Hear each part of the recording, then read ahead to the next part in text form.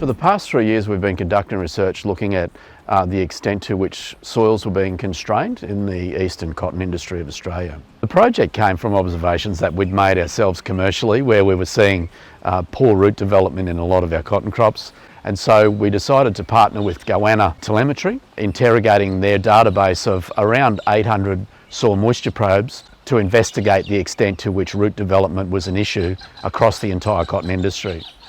So what we found in the database that we interrogated was about 20% of the sites had no root development at all below 50 centimetres in the soil profile, which led us to ask the question, well, what was really the drivers behind this? Over the last few years, commercial practice has tended towards shortening our irrigation deficits up to capitalise on the current genetics. That possibly was able to explain some of the mechanisms behind the poor root development, but it was largely, we felt, related to soil structural decline at depth from soils that were largely more fragile, related to heightened levels of sidicity in the bottom of the soil profiles. Sidicity is when the soil surface is above 6% sodium of the total percentage of cations. Some of the sites that we looked at had 25% sodium in the 60 to 90 centimetre layer in the soil profile.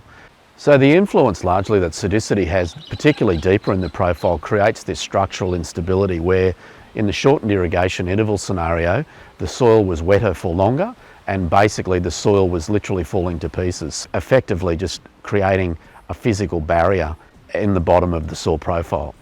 So one of the really desirable attributes of our grey cracking clays is their soil water holding capacity. And the soil water holding capacity is directly related to the soil porosity.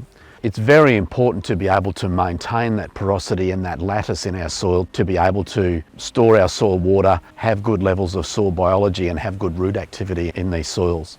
What sodium does in this instance is basically create a situation where we've got structural instability and we can begin to lose soil porosity and microbial activity as a result of lower levels of gas exchange as soil structure declines.